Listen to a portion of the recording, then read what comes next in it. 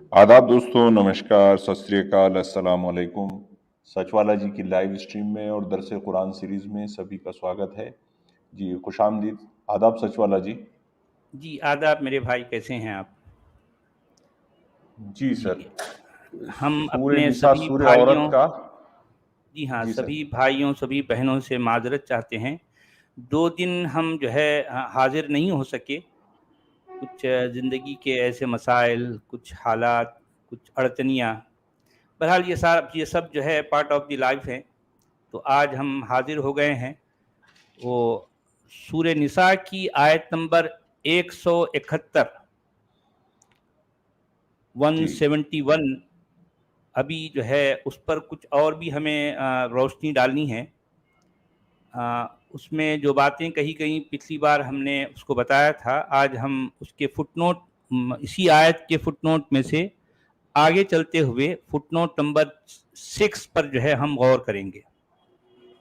अच्छा, 6-5 हो गया था शायद। हाँ, 5 हो गया था। तो उस आयत में जो बात कही गई थी ईसाइयों के अकीदों को लेकर, इस्लाम, जी, अहले इस्लाम का जो इल्ज़ाम है ईसाइयों पर या उनके अकीदों को लेकर, तीन तो को ना हम मानो। जी हाँ, 3 को ना मानो। यानी तुम ये ना कहो कि वला तक़ूलू सलासा, तुम 3 न कहो। इंतहू इंतहू खैरल लकुम, तुम इससे बाज आ जाओ। तुम जो है ये 3 कहने के अमल से, ये 3 कहने वाली बात से तुम रुक जाओ, तुम इससे बाज आ जाओ, यही तुम्हारे लिए बेहतर है। अब ये बात जो है कुरान या अहले इस्लाम, ये ईसाई अकीदा रखने वालों को ये मशवरा दे रहे हैं। मशवरा बल्कि ये वार्निंग, उनको वार्न कर रहे हैं।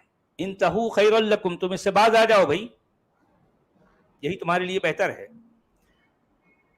तो हमने ये भी गौर किया था पिछली बार कि ये ट्रिनिटी या 3 का तसव्वुर, या जिस तसव्वुर को या फिर जिस सोच को तसलीस कहते हैं, यानी खुदा खुदा को 3 अकानीम में बांटना या 3 अकानीम से एक करना,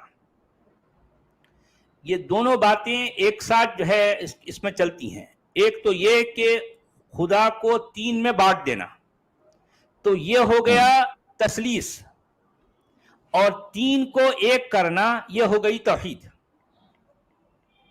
आप समझ रहे हैं? यानी जी खुदा अगर एक है तो उसको 3 में बांट देना, ये क्या कहलाती है? तसलीस, यानी 3 करना। और फिर 3 है तो उनको एक करना, ये क्या कहलाता है? तौहीद, यानी एक करना। तो घुमा फिरा के यानी ये ईसाई हो या मुसलमान हो, ये दोनों भी इसी घन चक्कर में घूम रहे हैं। आप समझ रहे हैं?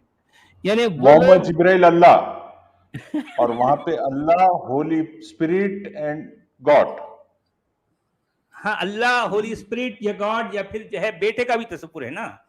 वो जो हाँ, होली स्पिरिट होली है सन। बेटा है, और जो है वो गॉड है। इन तीनों को हाँ, मिलाकर जो है वो जो है, या फिर यूं समझिए कि ये 3 मिलकर एक बन रहे हैं। 3 मिलकर एक बन रहे हैं और तीनों भी एक दूसरे से जुदा नहीं है।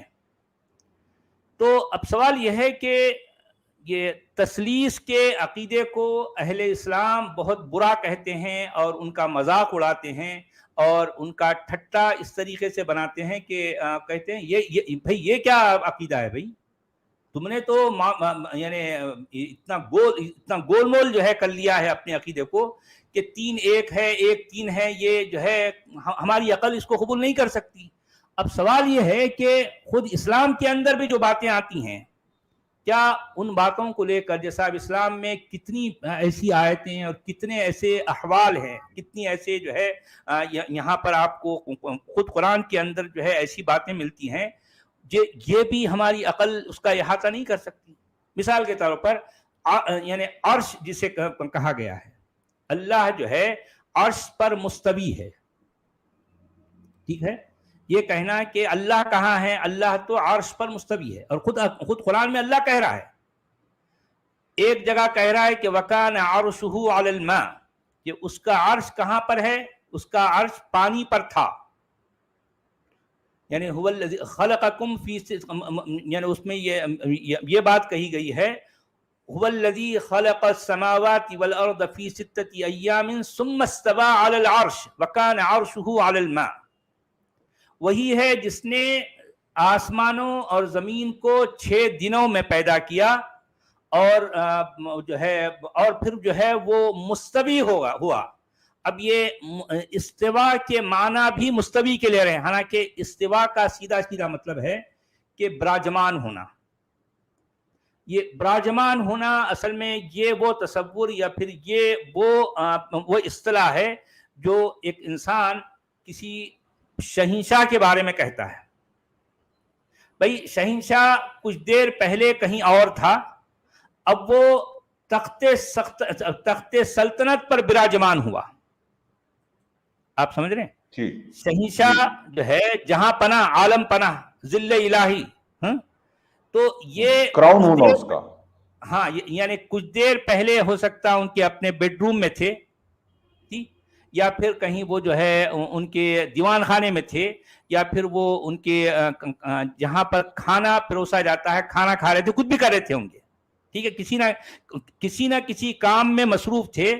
اس کے بعد یہ شہنشاہ کیا کیے، اپنا تاج لگا لیے اور اپنا خاص لباس جو ہوتا ہے وہ براجمان ہونے سے پہلے تخت پر، تو وہ ہو کر اب شہنشاہ عالم تخت سلطنت پر براجمان ہوئے. ایگزیکٹلی یہی تصور ہے.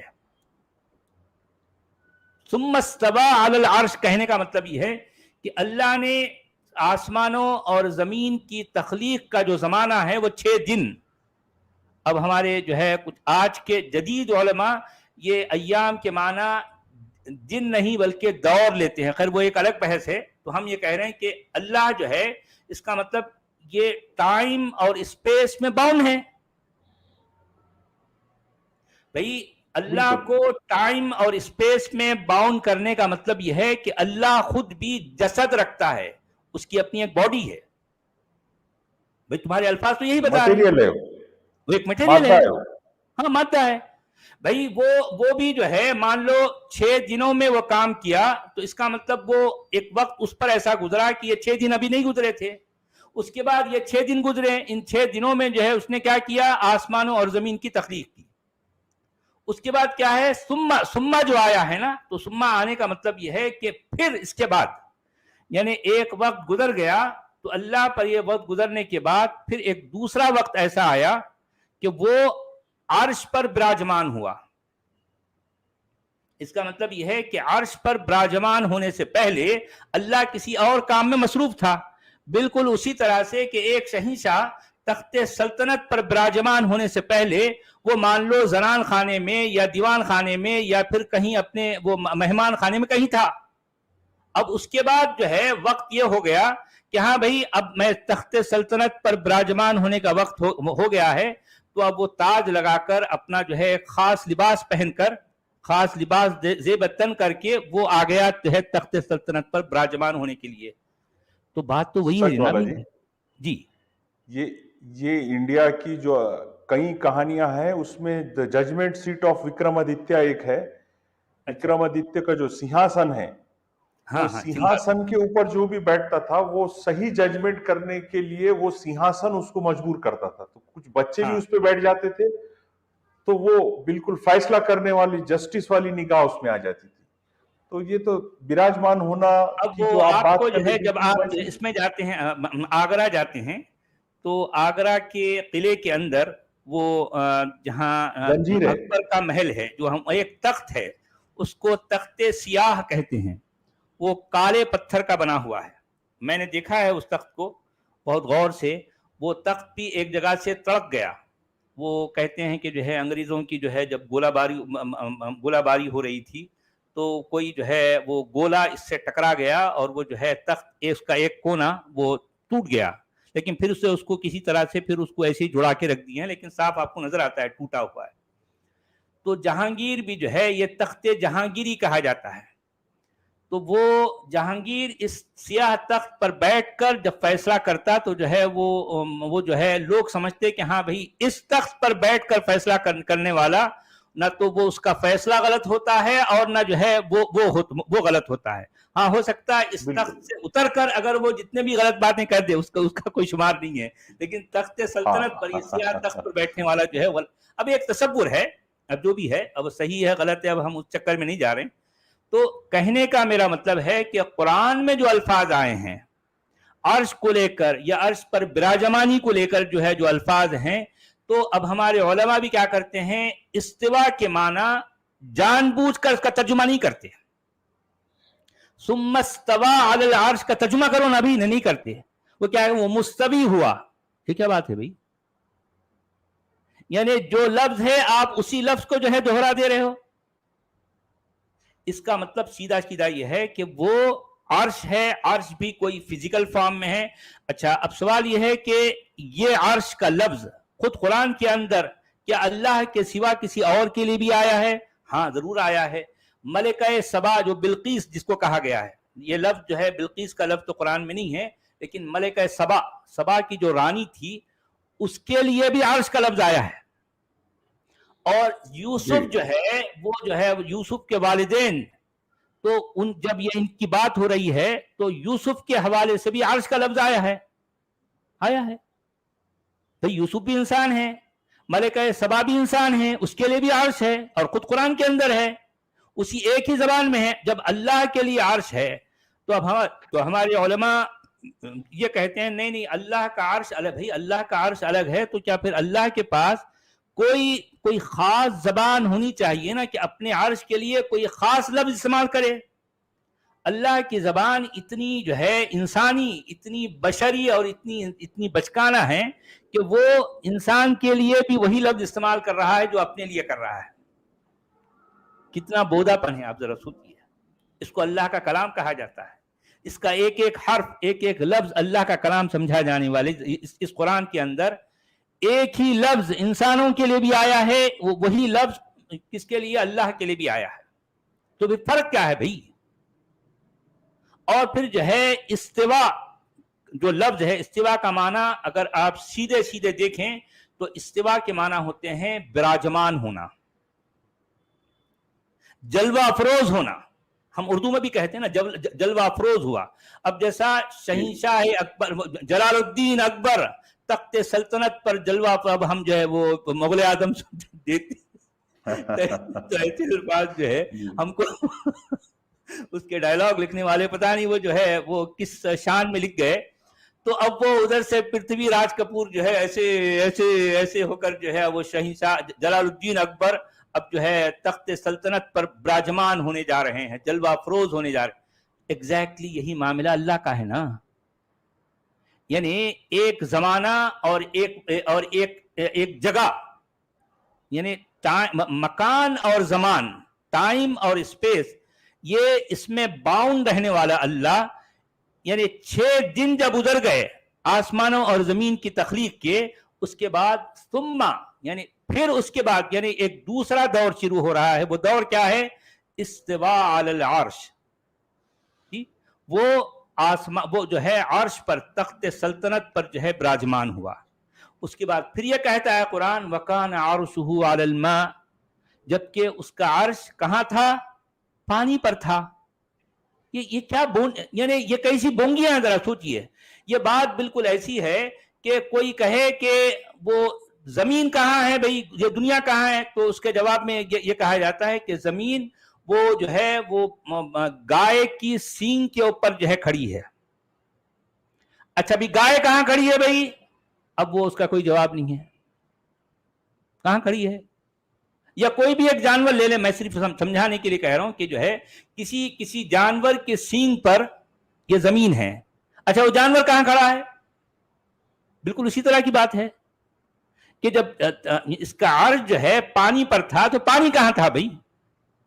یہ کیسی باتیں ہیں یار, یہ جو باتیں ہوتی سچ والا جی, یہ اتنی غیر سائنسی باتیں ہیں, اس میں کشش ثقل کا کوئی تصور ہی نہیں ہے, بس گائے کھڑی ہے, کوئی تصور نہیں ہے. اب دیکھیں یہ اچھا اب سوال یہ ہے تو ہمارے علماء کیا کہتے ہیں.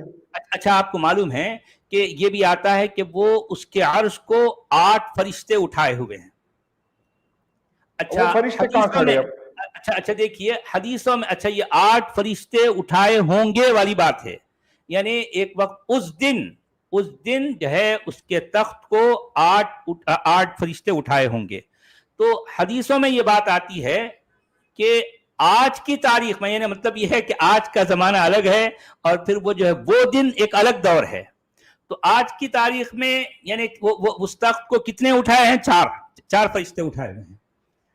تو میں نے جو ہے اس وقت پوچھا کہ بھئی آج جو ہے اس کے تخت کو 8 فرشتے اٹھائے ہوئے ہیں، تو وہ جب وہ دن آئے گا یومئذ وَيَحْمِلُ عَرْشَ رَبِّكَ يَوْمَئِذٍ ثَمَانِيَةٌ، یعنی اس دن جو ہے تیرے رب کے عرش کو 8 اٹھائے ہوں گے. میں نے پوچھ لیا کہ بھئی آج 4 اٹھائے ہوئے ہیں اور آنے والے وقت میں 8 اٹھائیں گے، تو اس کا مطلب اللہ میاں کا وزن تھوڑا زیادہ ہو جائے گا کیا؟ 4 فرشتے نہیں اٹھا سکیں گے اس کو؟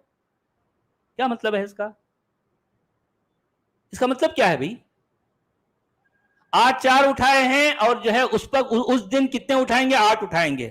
تو یا پھر یہ کہ وہ 4 فرشتے اٹھا کے اتنے تھک گئے ہوں گے تو ان کو اور مزید جو ہے ان کی مدد کرنے کے لیے 4 کو اور جو ہے ایڈ کر دیا گیا. تو یہ تصور جو ہے اب آپ ذہن میں رکھیں. اور ابھی یقیناً آپ نے بھی جو ہے کسی مسلمان میت کو جو ہے آپ نے کاندھا دیا ہوگا. آپ نے کبھی غور کیا ہے؟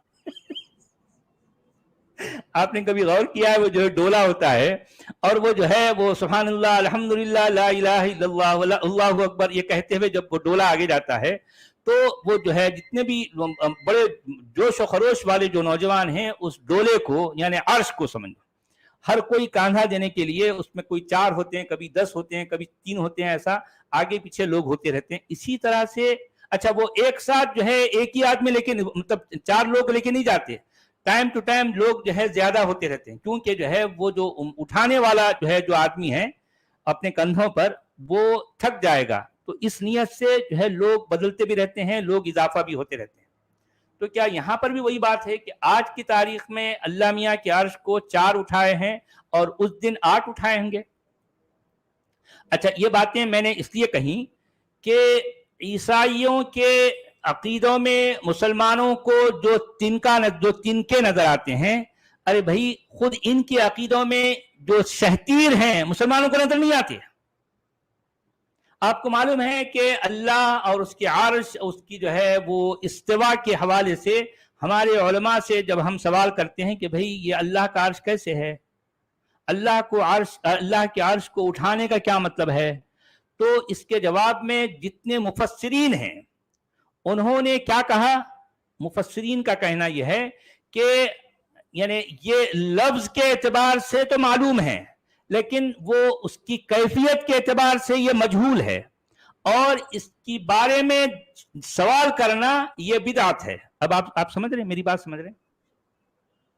یعنی اللہ کا عرش، اللہ کے عرش پر براجمان ہونے والا جو معاملہ ہے یا پھر اس کو اٹھاتے کیسے ہیں، کس طرح سے اٹھاتے ہیں، یہ ساری باتیں تو ہم کو لفظی اعتبار سے معلوم ہو گئیں کیونکہ قرآن میں ہے، لیکن اس کی کیفیت کیا ہے وہ مجہول ہے، اس کے بارے میں ہمارے پاس علم نہیں ہے.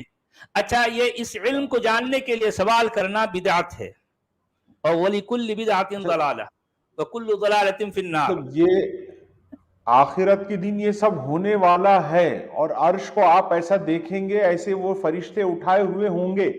جی یہ سب ہوا کہ نہیں ہوا ابھی تک، یا فریکوینٹلی ہوتا کہ نہیں ہوتا، اس کا ریکارڈ نہیں ہے.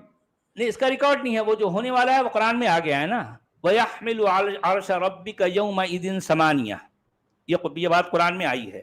اس دن تیرے رب کے عرش کو 8 فرشتے اٹھائے ہوں گے یا اٹھا رہے ہوں گے، یہ بات ہے.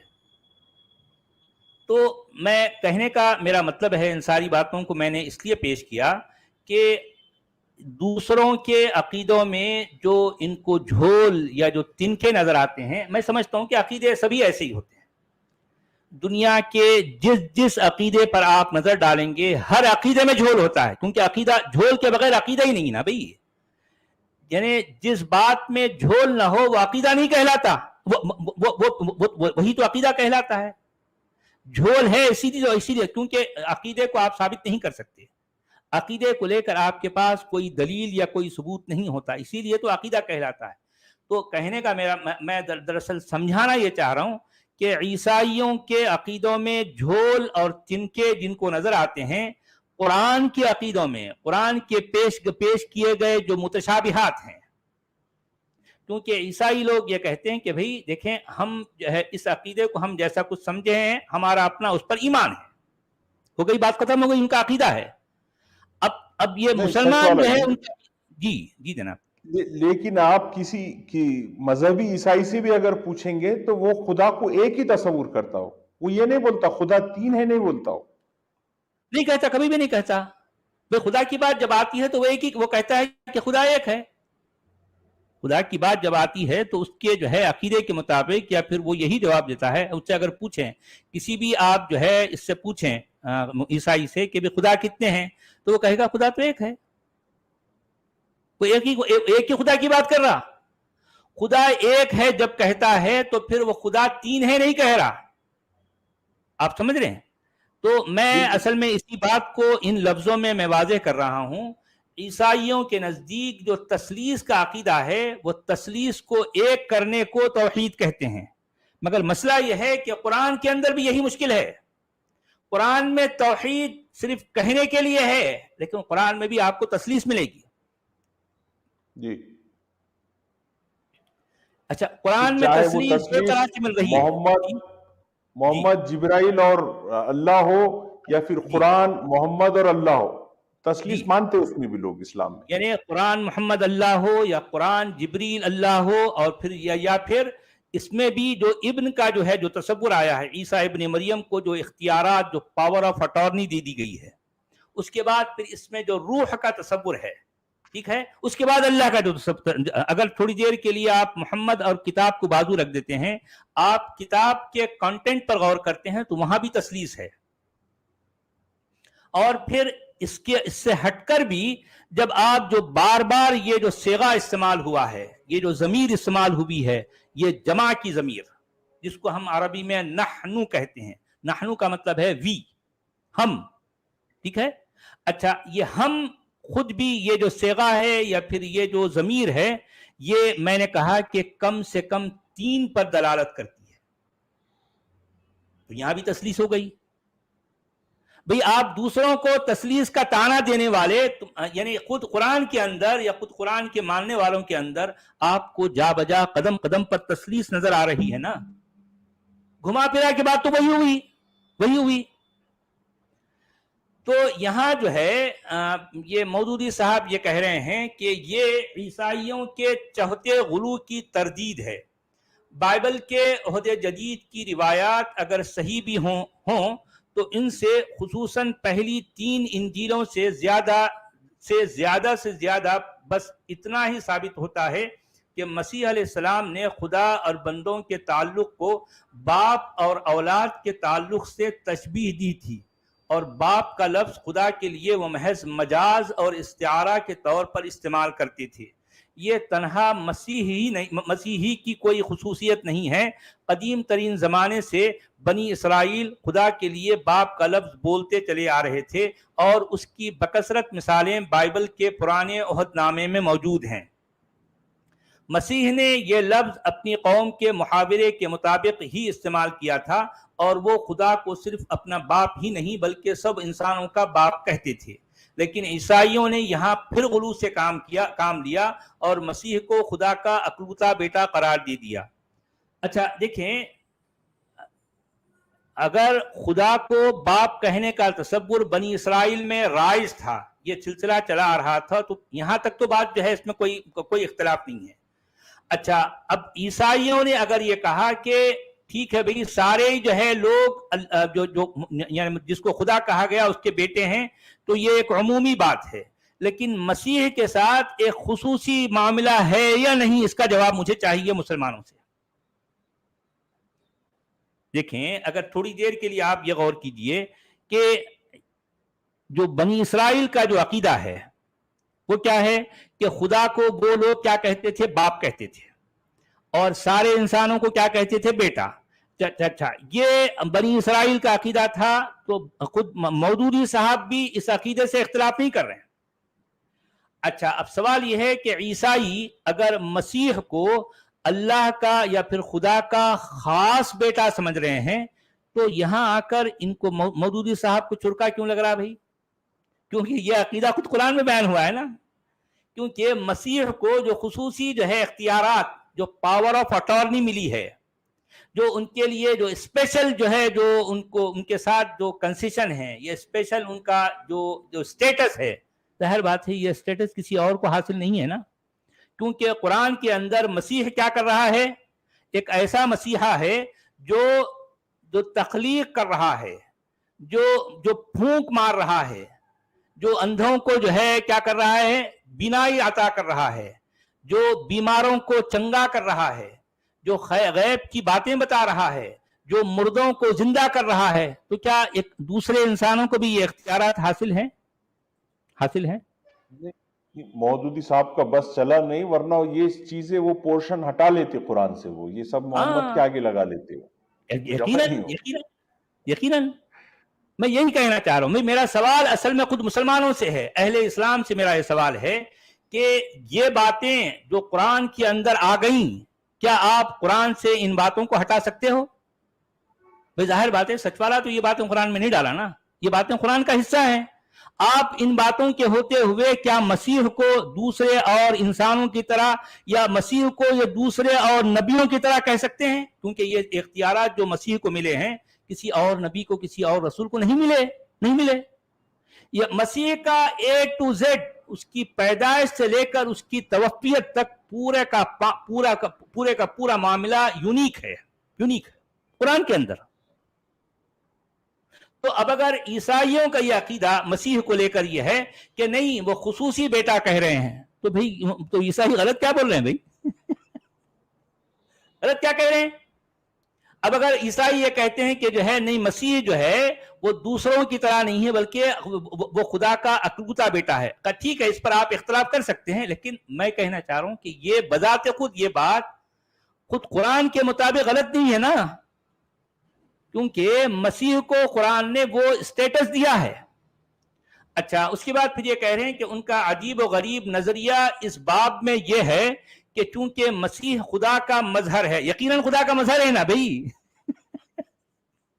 دیکھو مودی صاحب کو چرکے کیسے لگ رہے ہیں، اور اس کے کلمے اور اس کی روح کا جسدی ظہور ہے. ہاں وہ لوگ تو کہتے ہیں، ان کا کلیم یہ ہے کہ بھئی خدا جسدی شکل کیوں نہیں دھار سکتا، خدا ایک انسانی جو ہے شکل میں کیوں نہیں آ سکتا، ان کا سوال ہے. تو اس کا جواب مسلمانوں کی بات نہیں ہے.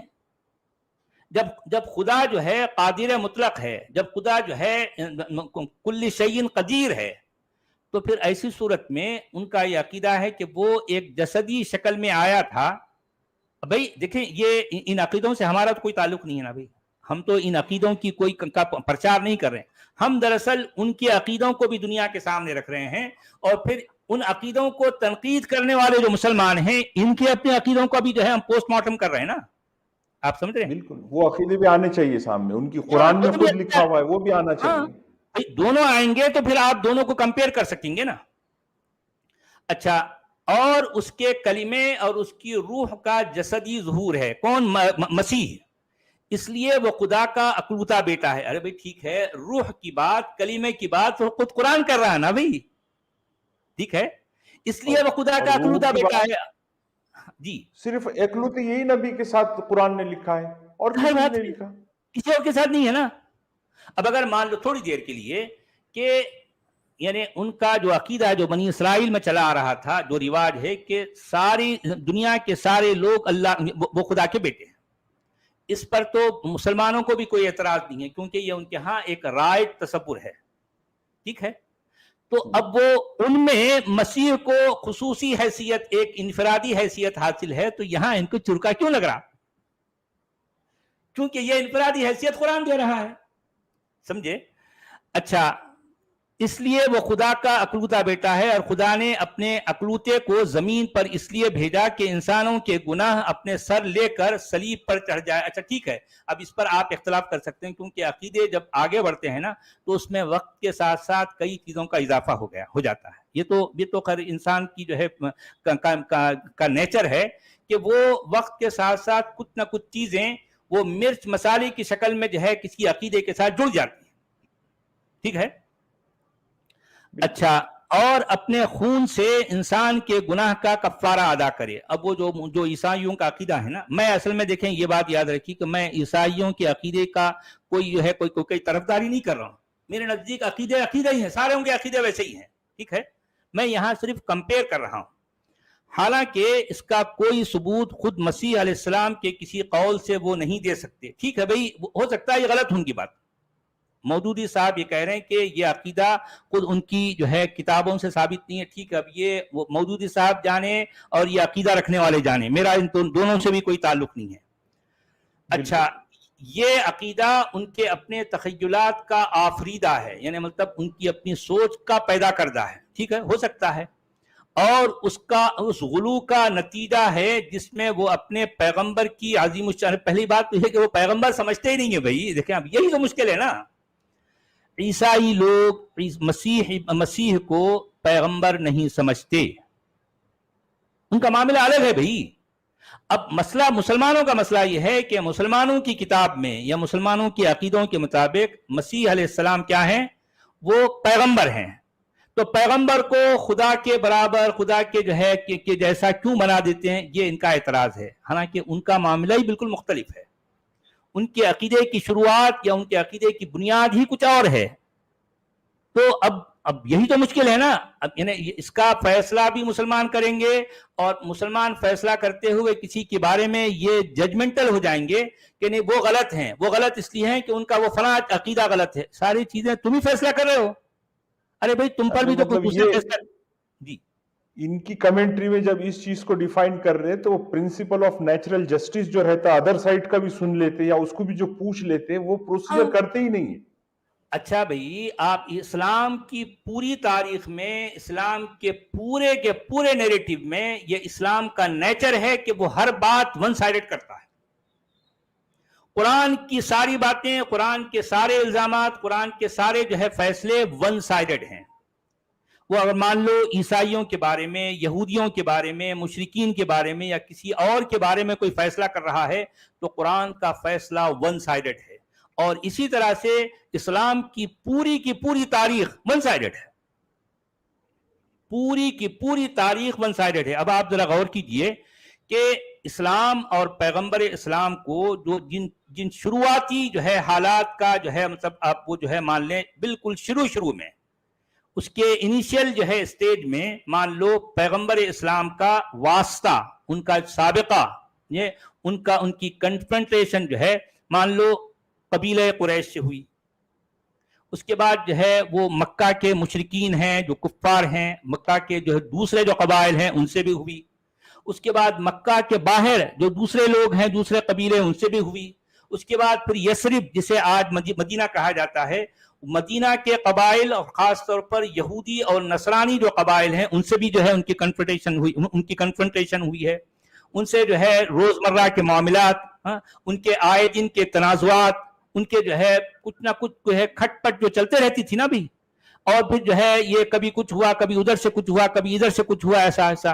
اس کے بعد پورے کے پورے جزیرہ نما عرب جس کو ہم عربین پیننسولا کہتے ہیں، ان سب میں کتنے ہزاروں کی تعداد میں قبیلے ہیں، تو ان کے ساتھ یہ سارے جو ہے اسلام اور پیغمبر اسلام کی کنفرنٹیشن ہو رہی ہے۔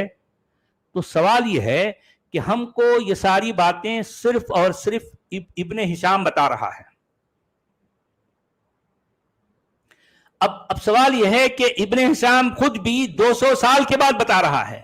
اچھا، ان 200 سالوں کے دوران ظاہر بات ہے قریش میں یا مکہ میں یا مدینہ کے قبائل میں جو ہو یہودی اور نصرانی ہیں، ظاہر بات ہے وہ لوگ لکھنا پڑھنا مسلمانوں سے زیادہ جانتے تھے نا۔ یہودی لوگ شروع سے علم و ہنر رکھنے والے ہیں، یہودی لوگوں کے پاس باقاعدہ الکتاب ہے، باقاعدہ ان کے پاس علم ہے، لکھنا پڑھنے کا ان کے پاس رواج ہے، جبکہ مسلمانوں کے پاس تو آج تک بھی رواج نہیں ہوا. آپ سمجھ رہے نا؟ تو کہنے کا میرا مطلب یہ ہے کہ کیا یہودیوں نے ان کے ساتھ جو حالات ہوئے تھے ان کے بارے میں کچھ بھی نہیں لکھا تھا ہوگا؟ کچھ بھی نہیں لکھا تھا ہوگا. سوال یہ ہے کہ وہ کہاں ہیں؟ کہاں ہیں؟ نہیں، مسلمانوں کے پاس بھی تھا نا سچ والا جی لکھنے کا رواج، تبھی تو اتنا حدیثوں کا بھنڈار لکھے نا انہوں نے. یہ کب رواج جو ہے وہ تو 200 سال کے بعد ہوا نا بھائی. ان 200 سالوں کے بیچ میں اگر ہوتا تو پھر یہ ان محدثین کی ضرورت کیوں پڑتی؟ میں یہی تو کہنا چاہ رہا ہوں. دیکھیں، میرا اصل سوال یہ ہے کہ یہ 200-250 سال کے بعد تاریخ یا حدیث کا ذخیرہ ہمارے سامنے آیا ہے. میں پوچھ یہ رہا ہوں کہ ان 200 سالوں کے بیچ میں، اس دوران میں جتنے لوگوں کے ساتھ اسلام یا پیغمبر اسلام کی کنفرنٹیشن ہوئی ہے، ان کے ساتھ جو روزمرہ کے معاملات جو بھی ہو رہا ہے، اس کے بارے میں ہمیں کوئی اور جو پیرالل جو سورسز ہیں ان کے ذریعے سے، ان سورسز کے ذریعے سے ہم تک وہ باتیں کیوں نہیں پہنچی؟ تو اب ظاہر بات ہے کہ یہ وہ سوال ہے. سب سے پہلی بات تو یہ کہ اس سوال کا کوئی جواب مسلمانوں کے پاس نہیں ہے. دوسری بات یہ ہے کہ مسلمانوں نے، ظاہر بات ہے کہ یہ اپنی تاریخ ایک حکمرانوں کی تاریخ ہے، فاتحین کی تاریخ ہے، جو امپیرر ہیں، جو کانکرر ہیں، ان کی لکھی گئی تاریخ ہے اسلام کی. اسلام کی تاریخ کیا ہے؟ اسلام کی تاریخ بیسیکلی اگر آپ ایک لفظ میں پوچھیں تو اسلام کی اصل تاریخ کو جو ہے آپ کیا نام دیں گے؟ The history of کانکررز. فاتحین کی تاریخ ہے یہ، مسلمانوں کی تاریخ نہیں ہے، یہ اسلام کی تاریخ نہیں ہے، یہ فاتحین کی تاریخ ہے. فاتحین نے اپنی ایما پر، اپنی من مرضی سے جو ان کو صحیح لگا، ان کے اپنے لیے جو سیاسی اور پھر جو ہے ان کے اغراض و مقاصد تھے، اس کے مطابق اس تاریخ کو جو ہے تیار کیا. تو ظاہر بات ہے یہ اسلام کی تاریخ اصل میں یہ ہے. تو ظاہر بات ہے کہ ان حکمرانوں نے وہ ان ساری باتوں کو جو آس پاس کے لوگوں کے ساتھ اسلام یا پیغمبر اسلام کے ساتھ جو کنفرنٹیشن ہوئی ہے، تو وہ باتیں اگر ہم تک پہنچتی تو پھر دودھ کا دودھ، پانی کا پانی ہو جاتا. لیکن ان لوگوں نے، بھئی اگر واقعی لکھا بھی ہوگا، کیونکہ آپ یہ نہیں سمجھ سکتے کہ نہیں لکھا ہوگا، ایسا ہو ہی نہیں سکتا. لکھا ہوگا بھئی، جن پر ہے یہ سب کچھ گزر رہی ہے، جن کے ساتھ ایسے ایسے حالات ہو رہے ہیں، تو کیا انہوں نے بالکل کچھ بھی نہیں لکھا ہوگا؟ کچھ بھی نہیں.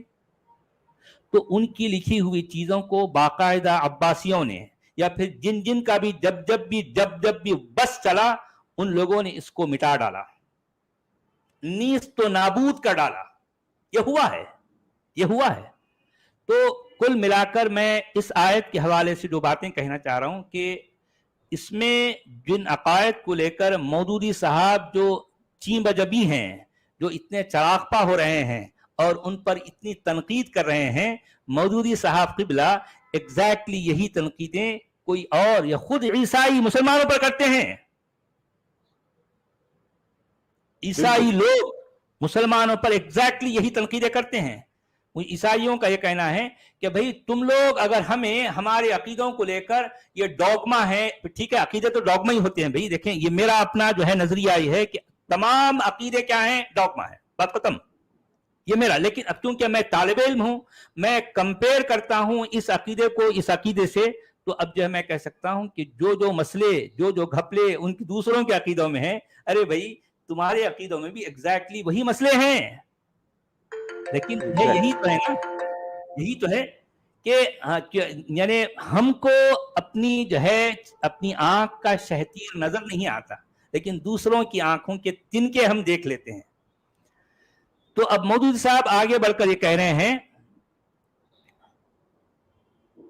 جس میں وہ اپنے پیغمبر کی عظیم الشان شخصیت سے متاثر ہو کر مبتلا ہو گئے تھے. یعنی مطلب یہ غلو جو کر دیا نا، اتنا ایگزیجریشن جو کر گئے کہ عیسیٰ کو، یعنی پھر جو ہے مسیح کو خدا کا بیٹا بنا ڈالے. ٹھیک ہے، اللہ تعالیٰ نے یہاں کفارے کے عقیدے کی تردید نہیں کی، کیونکہ عیسائیوں کے ہاں یہ کوئی مستقل عقیدہ نہیں ہے، بلکہ مسیح کو خدا کا بیٹا قرار دینے کا شاخسانہ اور اس سوال کا ایک صوفیانہ اور فلسفیانہ توجیہ یہ ہے کہ جب مسیح خدا کا اکلوتا بیٹا تھا تو وہ صلیب پر چڑھ کر لعنت کی موت کیوں مرا؟ اچھا، اگر یہ اس کو لعنت کی موت یہ ہے مسلمان کہتے ہیں نا، وہ لوگ نہیں کہتے.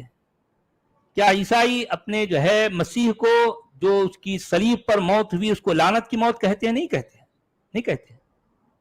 یہ بھی ایک جو ہے ایک الزام ہے. دیکھیے لہذا اس عقیدے کی تردید آپ سے آپ ہو جاتی ہے کہ اگر مسیح کے ابن اللہ ہونے کی تردید کر دی جائے اور اس غلط فہمی کو دور کر دیا جائے کہ مسیح علیہ السلام صلیب پر چڑھائے گئے تھے.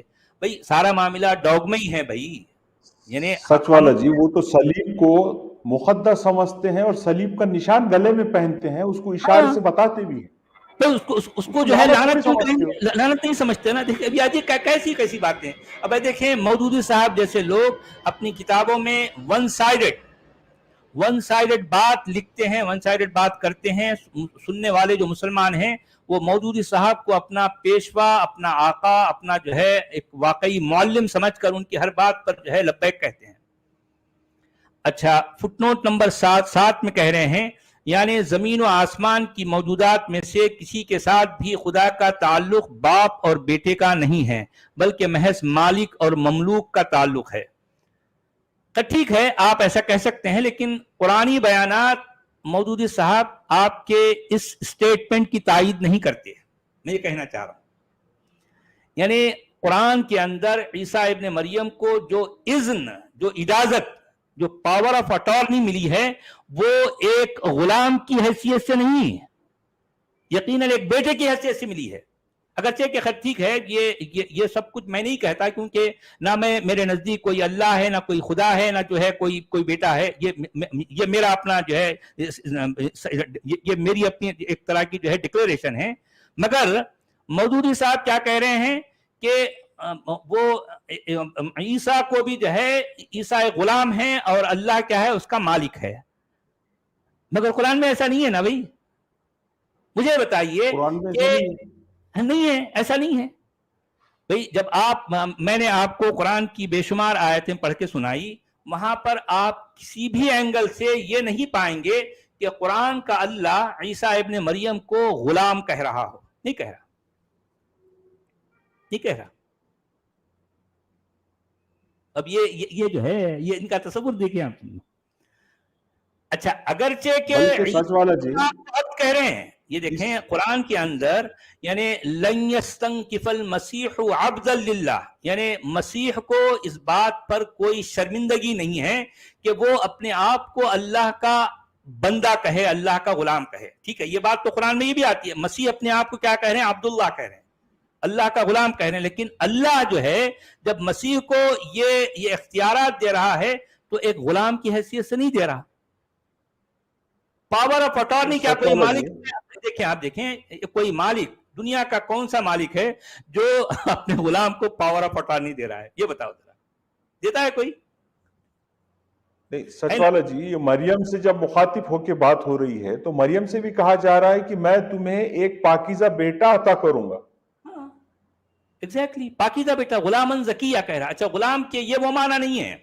قرآن میں غلام کا جو لفظ آتا ہے وہ بیٹے کے لیے، یعنی مطلب ایک ایسا بیٹا جو سوجھ بوجھ اور جو ہے مان لو عمر میں تو چھوٹا ہے لیکن سوجھ بوجھ کے اعتبار سے وہ ایک جو ہے سمجھداری بھی اس کے اندر ہے. یعنی بالکل شیرخوار نہیں بلکہ تھوڑا سا چلنے پھرنے والا، اس کے اندر جو تھوڑی وہ سوجھ بوجھ ہوتی ہے نا، ایسے بچے کو قرآن میں غلام کہا گیا ہے. اور عیسیٰ اصل میں اس کو غلام کہنے کا مطلب بھی یہ ہے کہ غلام کے معنی قرآن میں یہ سرونٹ کے نہیں ہیں، سرونٹ کے نہیں ہیں. غلام کے معنی قرآن میں بیٹے کے ہیں، بچہ، یہ اس معنی میں تھا بچہ. ٹھیک ہے، تو چلیے بھائی اب ہم آگے چلتے ہیں. تو آیت نمبر 172. اب دیکھیں یہ بات پڑھ لیتا ہوں. ہاں ٹھیک ہے. سچ والا ہے اہل کتاب، یہ سورہ نساء، سورہ عورت کی 171 کا ترجمہ ہے. پھر سے وہ سب بھول جا رہے ہیں نساء ابن مریم. سورہ نساء ہی چل رہا ہے جی. ہے اہل کتاب عیسائیوں، اپنے دھرم میں ادھکتا نہ کرو اور اللہ پر کیول ستیہ ہی بولو. مسیح مریم کا پتر کیول اللہ کا رسول اور اس کا شبد ہے جسے اللہ نے مریم کی اور ڈال دیا تتھا اس کی اور سے ایک آتما ہے अतः अल्लाह और उसके रसूलों पर ईमान लाओ और ये ना कहो कि अल्लाह तीन है, इससे रुक जाओ, यही तुम्हारे लिए अच्छा है। इसके सिवा कुछ नहीं कि अल्लाह ही अकेला पूज्य है और इससे पवित्र है कि उसका कोई पुत्र हो। आकाश तथा धरती में जो कुछ है उसी का है और अल्लाह का काम बनाने के लिए बहुत है। तो इसमें भी उन्होंने 3 फुटनोट दिए हैं। फुटनोट नंबर 1 में वो कह रहे हैं, अर्थात ईसा अलैहिस्सलाम को रसूल से पूज्य न बनाओ और ये ना कहो कि वो अल्लाह का पुत्र है, और अल्लाह तीन है, पिता और पुत्र तथा पवित्र आत्मा, ऐसा मत कहो। अच्छा, दूसरा है, अर्थात ईसा अल्लाह का एक भक्त है जिसे अपने शब्द कुन अर्थात हो जा से उत्पन्न किया है। इस शब्द के साथ उसने फरिश्ते जिब्रील को मरियम के पास भेजा और उसने उसमें अल्लाह की अनुमति से एक शब्द फूंक दिया और ईसा अलैहिस्सलाम पैदा हुए। इब्ने कसीर। जी, ये फुटनोट में हालांकि ये बात भी कुरान के मुख्तलिफ बयानात पे अगर आप गौर करेंगे तो कुरान के इस तरह के बयानात में कॉन्ट्रडिक्शन है। एक तरफ तो कुरान ये कह रहा है कि अल्लाह का कलाम इज़ा क़ज़ा अमरन फ़इन्नमा यक़ूलु लहू कुन फ़यकून, यानी अल्लाह का काम करने का तरीका क्या है कि अल्लाह जो है कोई किसी काम का इरादा करता है तो क्या करता है, वो जो है कुन कहता है, हो जा, तो वो काम होने लगता है। एक तरफ तो कुरान का यह स्टेटमेंट है। दूसरी तरफ जब ईसा की बात आई है तो इस बारे में सूरह तहरीम की आयत नंबर 12 में कहा जा रहा है, वमरयम इब्नत इमरान अल्लती अहसनत फरजहा फनफखना फीही मिन रूहिना। अब आप देखिए कि हमने मरियम की शर्मगाह में, हमने मरियम की ओपनिंग में फूंक मारी। ये क्या अल्फाज हैं यार, क्या अल्फाज हैं? क्या अल्लाह को इससे बेहतर अल्फाज नहीं मिल सकते थे? सोचने की बात है। बात करने का तरीका ऐसा होता है, इस अंदाज में बात की जाती है, सोचिए। और फिर ये बात या फिर ये अंदाज और ये अल्फाज कुरान के दूसरे जो है जो मकामात पर अल्लाह के बारे में जो कहा गया है कि इज़ा क़ज़ा अमरन फ़इन्नमा यक़ूलु लहू कुन फ़यकून, उससे बराह रास्त टकरा रही है, उससे मुतसादिम है, मुतसादिम है ना। बल्कि इसमें पूरा डिलीवरी का प्रोसीजर बताया, दर्द ज़ै से गुजर रही है वो औरत, कुन फ़यकून कहाँ है यहाँ? अच्छा, मुझे ये बताइए अब्दुल हमीद साहब कि ये सारी कहानी सुनाने का मतलब क्या है भाई? क्यों सुना रहे हो भाई? क्या यानी ये पूरी वो जो है मरियम दर्द ज़ह से गुजर रही है, वो क्या क्या तड़प रही है, वो जो है अपने आप को कोस रही है और जो है कह रही कि काश के मैं मर गई होती, भूली बिसरी हो चुकी होती। फिर उसके बाद उसके नीचे से कोई जो है उसको आवाज दे रहा है। ये सारी कहानी क्यों सुनाई गई? इससे क्या हासिल क्या है बताइए?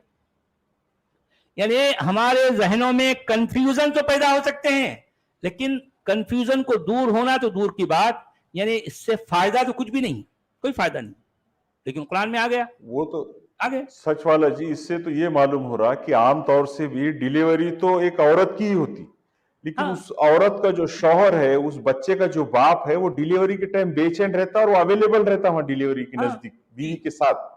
तो यहाँ ईसा इब्न मरियम की डिलीवरी जब हो रही और वो नीचे से आवाज दे रहा है वहां मौजूद।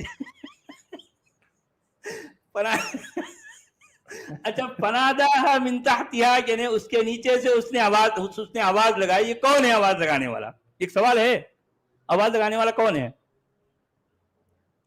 वही है जिसने फूंक मारी थी। क्या मामला है यार? फूंक मारी तो है या खुद ईसा है, कौन है पता नहीं आता। क्या अजीब मामला है, अजीब अल्फाज हैं, अजीब अंदाज है। कुरान में किसी नबी की डिलीवरी की मंजरकशी इतनी नहीं है। ये जो पिक्चराइजेशन किया गया है, ये ईसा इब्न मरियम की डिलीवरी का ही है बस। पूरी डिटेल है ना भाई। आपको डिटेल अगर मिलती है तो ईसा की मिलती है, ना मूसा की मिल रही, ना इब्राहिम की है, ना जो है याकूब की है, किसी की भी नहीं है। इसमें जो भी है आपको ईसा की बात हो रही है। अच्छा, आयत नंबर 172, لن يستنكف المسيح ان يكون عبدا لله ولا الملائكة المقربون ومن يستنكف عن عبادته ويستكبر فسيحشرهم إليه جميعا. دیکھیں یہاں کیا کہا گیا، مسیح نے کبھی اس بات کو عار نہیں سمجھا کہ وہ اللہ کا بندہ ہو، اور نہ مقرب ترین فرشتے اس کو اپنے لیے عار سمجھتے ہیں. اگر کوئی اللہ کی بندگی کو اپنے لیے عار سمجھتا ہے اور تکبر کرتا ہے تو ایک وقت آئے گا جب اللہ سب کو گھیر کر اپنے سامنے حاضر کرے گا. ٹھیک ہے بھائی. تو مسیح جو ہے اپنے آپ کو تو یہ نہیں کہہ رہا ہے کہ میں اللہ کا بندہ نہیں ہوں، بلکہ وہ سورہ مریم میں بھی وہ سب سے پہلے الفاظ اس کے وہی ہیں. یعنی مسیح نے جب بولا اس کا پہلا لفظ کیا ہے؟ دیکھیں اس وقت وہ مریم اس کو گود میں لیے اپنی قوم کے پاس آئی، آ کر جو ہے وہ پریشان ہیں. اب میں وہ اس بات کو لے کر بھی پریشان ہیں کہ اس کی قوم کتنی کٹر ہے اور کتنی جو ہے سخت ہے اور کتنی جو ہے کٹھور ہے. تو اب وہ پریشان ہیں کہ میری قوم کی طرف سے مجھ پر طرح طرح کے الزامات، طرح طرح کے فقرے جو ہے کسے جائیں گے. تو اب میں اس کے جواب میں کیا کہوں؟ اب یہ پریشان ہیں. تو اب وہ چپ چاپ آئی، آ کر جو ہے جیسے اس کے گود میں جو ہے یہ مسیح ہے، تو وہ یہ تو چپ ہے. اب ادھر سے ہر کوئی اپنا اپنا فکرہ کس رہا ہے. یا مریم یا اخت ہارون ما کان ابوک امرأ سوء وما کانت امک بغیہ، یعنی اے ہارون کی بہن، نہ تو تیرا باپ جو ہے، نہ تو تیری ماں جو ہے کوئی بدکار تھی اور نہ تیرا باپ کوئی برا آدمی تھا. یہ تو کہاں سے جو ہے یہ لے کے آئی؟ یہ حرام کے پلے کو تو کہاں سے اٹھا کے لائی؟ وہ یہ پوچھنا، اس طرح کا جواب یعنی اس سے سوال کر رہے ہیں اور انداز ان کا یہ ہے. تو وہ فاشارت الیہ، تو اس نے اس کی طرف صرف اشارہ کر دیا، وہ اپنی زبان سے کچھ نہیں بول رہی، فاشارت الیہ. تو وہ یہ کہہ رہے ہیں کہ کیف نکلم من کان فی المہد صبیا. ارے بھائی، جو ایک جو ہے کسی ماں کی گود میں ایک بچہ ہے، ہم اس سے آخر کیسے بات کریں؟ ہم اس سے کیسے بات کریں؟ جواب تجھے بات کرنا ہے، تجھے جواب دینا ہے ہمارے سوالوں کا. من کان فی المہد صبیا. تو اب وہ جو ہے اس وقت مسیح جو ہے اس کا پہلا لفظ اس کی زبان سے جو نکلا، انی عبد اللہ، میں اللہ کا بندہ ہوں. اب آپ دیکھیں قرآن یہ ساری ڈیٹیل بیان کر رہا ہے، گرافک ڈیٹیل. انی عبد اللہ آتانی الکتاب وجعلنی نبیا وجعلنی مبارکا اینما کنت واوصانی بالصلاة والزکاة ما دمت حیا وبرا بوالدتی ولم یجعلنی جبارا شقیا والسلام علی یوم ولدت ویوم اموت ویوم ابعث حیا. یہ ساری باتیں مسیح جو ہے اس وقت ماں کے گود میں بیٹھ کر کر رہا ہے. آپ سمجھ رہے ہیں؟ پوری ڈیٹیل قرآن ساری باتیں پیش کر رہا ہے قرآن. وہ بچہ جو ابھی ابھی جنما ہے، دودھ پیتا بچہ بات کر رہا ہے، ابھی گود میں ہے، ماں کی گود میں. اور وہ خود یہودی بھی کہہ رہے ہیں کہ ہم اس بچے سے، ابھی تو چھوٹا بچہ ہے وہ ابھی گود میں ہے، ماں کے گہوارے میں ہے، ہم اس سے آخر کیسے بات کریں؟ ہم سوال تجھ سے کر رہے ہیں اور تو اس بچے کی طرف اشارہ کر رہی ہے. تو اب وہ بچہ جو ہے بول پڑا. تو بولا تو سب سے پہلا لفظ کیا ہے؟ وہ اپنے آپ کو عبداللہ کہہ رہا، میں اللہ کا بندہ ہوں. تو یہاں پر بھی اسی بات کو دہرایا گیا کہ جو ہے مسیح جو ہے تکبر نہیں کرتا، مسیح غرور میں مبتلا نہیں ہے، اور وہ اس بات کو بھی جو ہے اس کو شرمندگی نہیں ہوتی کہ وہ اللہ کا بندہ ہے. اور جو قریب رہنے والے جو فرشتے ہیں ان کو بھی جو ہے کبھی اس بات پر شرم نہیں آتی کہ وہ کہیں کہ ہم بھی اللہ کے بندے ہیں. ٹھیک ہے. اور پھر جو کوئی یعنی اللہ کی عبادت یا پھر اللہ کے بندے ہونے کو لے کر کوئی شرم کرے تو اور بھی جو ہے تکبر کرے تو جو ہے اللہ کیا کرے گا؟ یعنی بہت جلد ان سب لوگوں کو جمع کرے گا. یہ بات اس میں آئی ہے. جی ہندی میں کیا کہہ رہے ہیں حضرت؟ سچ والا جی، یہ لکھاوٹ سے تو ایسے لگ رہا کہ وہ جو واقعہ ہے اس میں لکھا ہوا عیسیٰ ابن مریم کے بارے میں، اس کے پیدائش کا، ڈیلیوری کا، وہ لکھنے والا رائٹر کوئی اور ہے اور یہ لکھنے والا رائٹر کوئی اور ہے. سورہ نساء 172. ہاں ہو بھی سکتا ہے، کیونکہ یہاں ایک بات یہ ہے کہ آپ اگر قرآن پر غور کریں تو میں جس طرح سے کہتا ہوں قرآن کے 2 حصے ہیں. ایک حصہ وہ ہے جس کو ہم مکی قرآن کہتے ہیں، اور مکی قرآن ہی اصل میں پروٹو قرآن ہے، پرائمری قرآن ہے یا پیور قرآن ہے. مکی قرآن کیا ہے؟ پیور قرآن ہے. اچھا، جس کو ہم مدنی قرآن کہتے ہیں، یہ اس کو قرآن کہہ دیا گیا. تو مجھے میری اپنے جو ہے غور و فکر کا نتیجہ یہ ہے کہ یہ بعد میں جا کر کچھ لوگوں نے اس کو قرآن کا نام دے دیا، اگرچہ کہ یہ قرآن نہیں ہے. تو اب یہ سورہ نساء اصل میں مدنی قرآن ہے، اور وہ جو باتیں ہیں نا جس میں جو ہے جو سورہ مریم میں آ رہی ہے وہ ہے مکی قرآن. آپ سمجھ رہے ہیں میری بات؟ آپ کے سوال کا جواب یہی مل گیا. آپ نے جو سوال کیا کہ سورہ مریم میں جو باتیں ہو رہی ہیں وہ اس کا لکھنے والا کوئی اور ہے، مجھے بھی ایسے لگتا ہے. اور پھر یہ جو قرآن ہے یہ مدنی قرآن ہے. مدنی قرآن میں جو باتیں کہی جا رہی ہیں اس کا لکھنے والا کوئی اور ہے، تو مجھے بھی ایسے ہی لگتا ہے، ایسے ہی لگتا ہے. مگر اب ایسا ہے کہ اب ایگزیکٹ اب ہمارے مسلمان بھائی آ کر وہ جو ہے جھگڑے شروع کر دیں گے، نہیں بتاؤ، یہ بتاؤ کہ جو ہے مکی قرآن کو کس نے لکھا، مدنی قرآن کو کس نے لکھا. ارے بھائی ایسے بچکانہ سوالات کرتے ہیں. ارے بھائی کس نے لکھا یہ ہمارے لیے امپورٹنٹ نہیں ہے نا. ہم یہ دیکھ رہے ہیں کہ یہ دونوں جو قرآن ہیں یہ ان کا جو کنٹینٹ ہے، ان کے کنٹینٹ کا جو انداز ہے، اس کو دیکھ کر ہم سمجھ سکتے ہیں کہ ان دونوں کے لکھنے والے کوئی مختلف لوگ ہیں. مگر مسئلہ یہ ہے کہ مسلمان کبھی غور نہیں کرتے نا. مسلمانوں کا کام ایمان لانا ہے، بس غور کرنا نہیں ہے نا بھائی، غور کرنا نہیں ہے نا. تو اب یہ یہاں جو بات آئی ہے تو ہندی میں کیا کہہ رہے ہیں حضرت؟ مسیح کدابی اللہ کا داس ہونے کو اپمان نہیں سمجھتا اور نہ اللہ کے سمیپ ورتی فرشتے. جو ویکتی اس کی وندنا کو اپمان سمجھے تتھا ابھیمان کرے گا تو ان سبھی کو وہ اپنے پاس ایکتر کرے گا. اچھا، آیت نمبر 173. فَأَمَّا الَّذِينَ آمَنُوا وَعَمِلُوا الصَّالِحَاتِ فَيُوَفِّيهِمْ أُجُورَهُمْ وَيَزِيدُهُمْ مِنْ فَضْلِهِ وَأَمَّا الَّذِينَ اسْتَنكَفُوا وَاسْتَكْبَرُوا فَيُعَذِّبُهُمْ عَذَابًا أَلِيمًا وَلَا يَجِدُونَ لَهُم مِّن دُونِ اللَّهِ وَلِيًّا وَلَا نَصِيرًا. پس جو لوگ ایمان لائے ہوں گے اور انہوں نے نیک عمل کیے ہوں گے تو ان کا پورا پورا اجر بھی دے گا اور انہیں مزید بھی دے گا اپنے خاص فضل میں سے. اور جنہوں نے عبدیت کے اندر عار محسوس کی تھی اور تکبر کیا تھا تو ان کو وہ دردناک عذاب دے گا، اور وہ نہیں پائیں گے اپنے لیے اللہ کے مقابلے میں کوئی حمایتی اور نہ کوئی مددگار. یہ اصل میں ڈاکٹر اسرار احمد صاحب کا ترجمہ میں نے پڑھا. جی ہندی میں کیا کہہ رہے ہیں؟ اب اصل میں اسی بات کی یہاں اور جو ہے مزید کنفرمیشن ہو رہی ہے، اصل میں اوپر جو باتیں کہی گئی ہیں. جی، پھر جو لوگ ایمان لائے تتھا ستکرم کیے تو انہیں ان کا بھرپور پرتیپھل دے گا اور انہیں اپنی دیا سے ادھک بھی دے گا.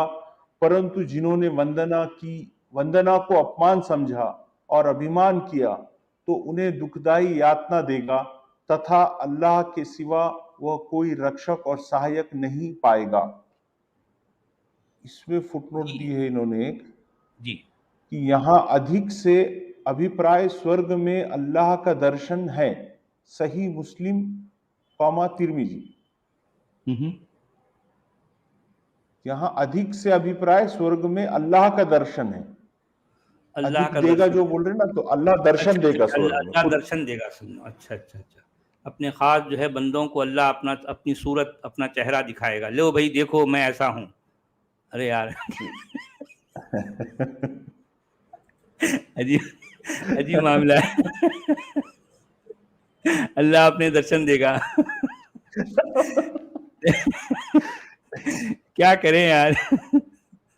جی وہ سائی مندر میں جو ہوتا ہے نا درشن کا سمے اور درشن کے ڈیز رہتے اس کے اندر. جی جی، اللہ بھی جو ہے اسی طرح کے اپنے درشن کروائے گا. اب وہ اس میں ایک وی آئی پی درشن بھی ہے، تو ویسا یہ وی آئی پی درشن ہے، اللہ سورگ میں درشن دے گا. جی ہاں جی ہاں.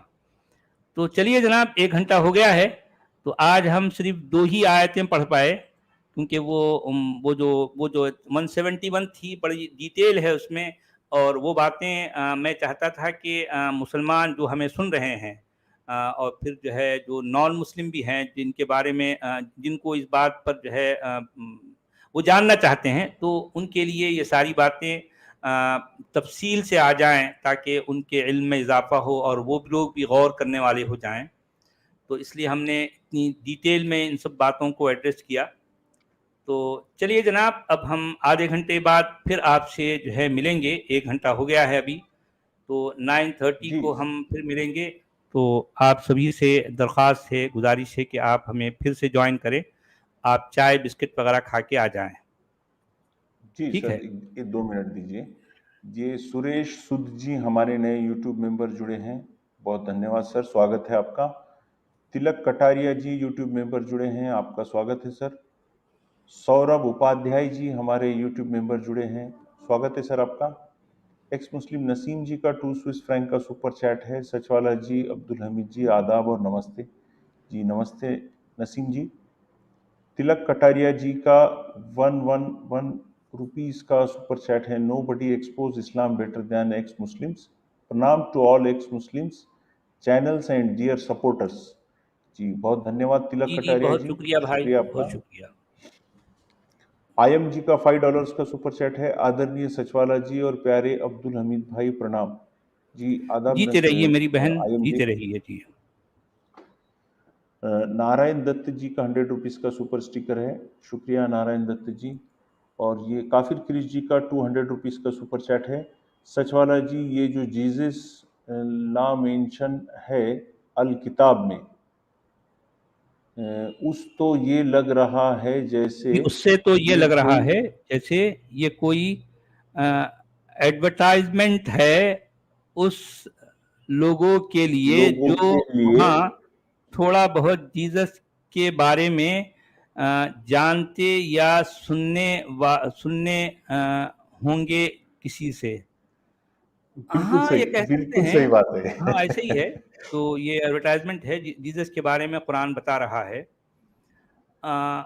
اب اصل میں قرآن، میں جو چاہتا ہوں ہمارے مومن بھائیوں سے، وہ قرآن کی طرف کیوں آئیں. میں کہتا ہوں کہ اگر وہ مسلمان قرآن کو ڈائریکٹلی سمجھنے والے ہو جائیں تو سب سے پہلی بات تو یہ ہے کہ میری باتیں ان کو سمجھ آئیں گی میں کیا کہہ رہا ہوں.